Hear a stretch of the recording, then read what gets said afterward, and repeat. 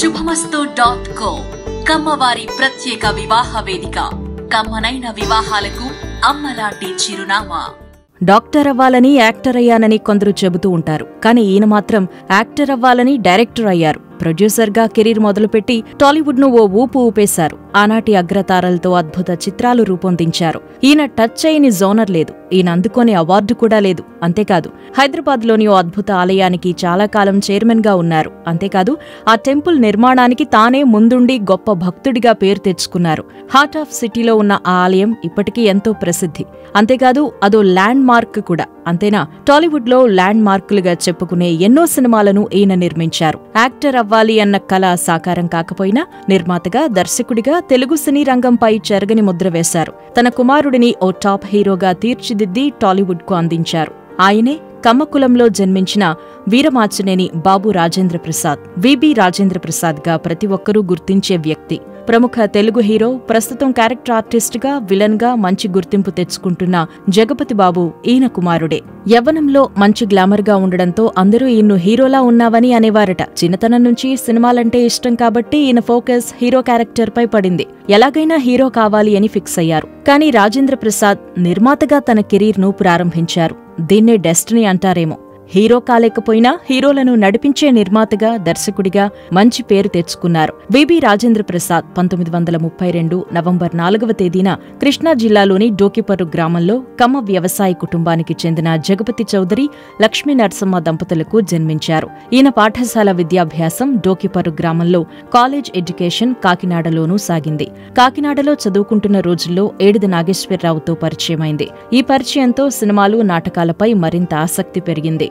ఈ క్రమంలోనే రాఘవ కళా సమితి అనే సాంస్కృతిక సంస్థను ప్రారంభించి ఇన్స్పెక్టర్ జనరల్ వంటి పలు నాటకాలు ప్రదర్శించారు. ఆ సమయంలో స్త్రీ పాత్రలో నటించి బహుమతులు గెలుచుకున్నారు. కొన్నాళ్లు విజయవాడలో, కొంతకాలం బందర్లో వ్యాపారాలు నిర్వహించారు. అయినా అవేవీ ఆయనకు తృప్తినివ్వలేదు. రాజేంద్ర ప్రసాద్ మనసు ఎంతసేపు సినిమాల వైపే సాగింది. దీంతో ఓ మంచి టైం చూసుకుని మద్రాస్ బండెక్కేశారు. అక్కడ తన అదృష్టాన్ని పరీక్షించుకున్నారు. మద్రాసులో తన అభిమాన హీరో అక్కినేని నాగేశ్వరరావును కలుసుకున్నారు. ఆ తర్వాత తన తండ్రి పేరిట జగపతి ఆర్ట్ పిక్చర్స్ పతాకం స్థాపించి తొలి ప్రయత్నంగా జగ్గయ్య హీరోగా, జమున హీరోయిన్ గా అన్నపూర్ణ అనే మూవీ తీశారు. దీనికి దర్శకుడు వి మధుసూదన్ రావు. రాజేంద్ర ప్రసాద్ నిర్మించిన మొదటి సినిమానే మంచి పేరు, డబ్బులు సంపాదించి పెట్టింది. ఫస్ట్ మూవీయే హిట్ కొట్టడంతో విబి ఉత్సాహం రెట్టింపైంది. అదే జోష్లో తన ఫేవరెట్ హీరో నాగేశ్వరరావు వద్దకు వెళ్లి సినిమా తీస్తాను అనే ప్రపోజల్ పెట్టారు. దానికి ఆయన కూడా ఓకే చెప్పారు. ఆ వెంటనే ఆరాధన మూవీ సెట్స్ పైకి వచ్చేసింది. ఈ సినిమా కూడా సూపర్ హిట్ అయింది. అప్పట్నుంచి ఏఎన్ఆర్ తోనే సినిమాలు నిర్మిస్తూ ముందుకు సాగారు రాజేంద్ర ప్రసాద్. అలాగే తన సినిమా టైటిల్స్ అన్నీ ఇంగ్లీష్ అక్షరం ఏతో ఆరంభమయ్యేలా చూసుకునేవారు. ఆత్మబలం, అంతస్తులు, ఆస్తిపరులు, అదృష్టవంతులు అనే సినిమాల టైటిల్స్ ఈ కోవలోకే వస్తాయి. ప్రారంభంలో చాలా సినిమాలు మధుసూదన్ రావు డైరెక్షన్లోనే తీశారు.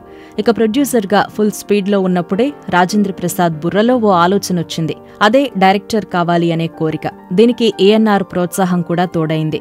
ఇంకేముంది, దర్శకుడిగా మెగాఫోన్ చేతబట్టి నాగేశ్వరరావుతో దసరా బుల్లోడు అనే సినిమా తీశారు. 1971లో రిలీజైన ఈ సినిమా సూపర్ డూపర్ హిట్ గా నిలిచింది. ఏఎన్ఆర్ కు తొలి స్వర్ణోత్సవంగానూ రికార్డుల్లో నిలిచిపోయింది. ఆ తర్వాత కూడా ఏఎన్ఆర్ తో బంగారు బాబు, బంగారు బొమ్మలు, రామకృష్ణులు, ఎస్పీ భయంకర్, భార్యాభర్తల బంధం వంటి సినిమాలు నిర్మించి దర్శకత్వం వహించారు. వీటిలో రామకృష్ణులు సినిమాలో ఎన్టీఆర్, భార్యాభర్తల బంధంలో బాలకృష్ణ, ఏఎన్ఆర్ తో కలిసి నటించడం టాలీవుడ్ లో సంచలనంగా నిలిచింది. రాజేంద్ర ప్రసాద్ చొరవతోనే ఈ కాంబినేషన్ తెరపైకొచ్చిందని అప్పట్లో అందరూ గొప్పగా చెప్పుకున్నారట. శోభన్ బాబు హీరోగా మంచి మనసులు, పిచ్చిమారాజు చిత్రాలు రూపొందించారు రాజేంద్ర ప్రసాద్. తమిళంలో బంగారు బాబు రీమేక్ గా ఎంగల్ తంగరాజా తెరకెక్కించి విజయం సాధించారు. హిందీలో దసరా బుల్లోడు రీమేక్ గా రాస్తే ప్యార్ కి నిర్మించారు. తరువాతి రోజుల్లో బాలకృష్ణ హీరోగా బంగారు బుల్లోడు చిత్రాన్ని నిర్మించారు. దీనికి రవిరాజా పినిశెట్టి దర్శకత్వం వహించారు. ఈ సినిమా ఘన విజయం సాధించింది. బాలకృష్ణ కెరీర్లో హిట్ మూవీగా పేరు తెచ్చుకుంది. ఇక రాజేంద్ర ప్రసాద్ తనయుడు జగపతి బాబు ఎంత పెద్ద హీరోనో ప్రత్యేకంగా చెప్పుకోవాల్సిన పనిలేదు. ఈయన్ను కూడా తెలుగు తెరకు పరిచయం చేసింది విబినే. జగపతి బాబును హీరోగా పెట్టి సింహస్వప్నం అనే సినిమా తీశారు.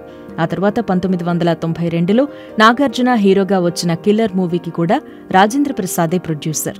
ఇక 1998లో తన కుమారుడు జగపతి బాబు హీరోగా పెళ్లిపీటలు సినిమా తీశారు. ఆ తర్వాత సినిమాల నుంచి బ్రేక్ తీసుకుని దైవచింతన వైపు మనసు పెట్టారు. విబి రాజేంద్ర ప్రసాద్ గురించి ఇంకో కీలక విషయం కూడా చెప్పుకోవాలి.